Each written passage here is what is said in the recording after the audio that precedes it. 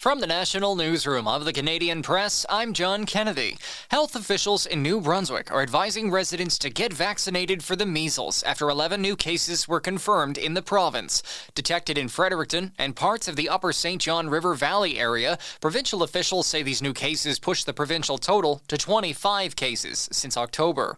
Other potential cases remain under investigation. Regional Medical Officer of Health Dr. Mark McKelvey says the number of cases is expected to rise as the situation continues to change. He stressed that New Brunswickers need to ensure they're protected through vaccination. The Royal Canadian Legion has launched a new partnership with U.S. tech giant Amazon to boost donations for its annual Poppy Drive. Nujma Bond with the Royal Canadian Legion says the Legion has its own Amazon storefront now, allowing it to reach more Canadians who want to donate. Over the past few years, as the world around us evolves, we have been looking at different ways to distribute poppies and to make it easier for people to access them. Bond says the online store sells merchandise ranging from lapel pins to lawn ornaments and has handled over 10,000 orders since launching on October 25th. Union leaders and employer association representatives in British Columbia are at the bargaining table to try and end the port lockout that has brought cargo traffic on the West Coast to a complete halt. Contract negotiations resume in Vancouver, with talks set for the next 3 days to try and break a deadlock in negotiations. Federal Labor Minister Steve McKinnon says he told both sides to get back to the table after talks progressed at an insufficient pace. More than 100 organizations from across Canada have urged the government to intervene in the matter and end the work stoppage. American President Joe Biden and U.S. President-elect Donald Trump are expected to meet,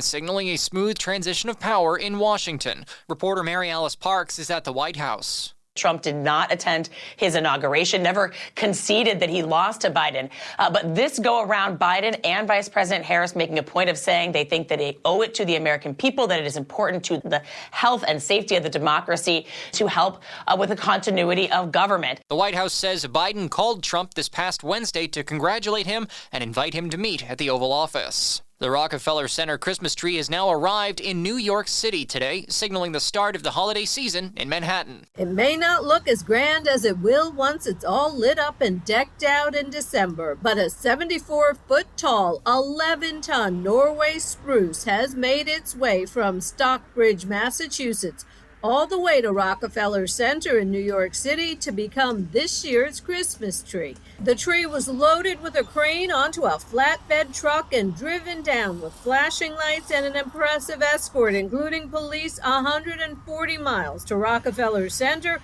Julie Walker, New York. This is the Canadian Press.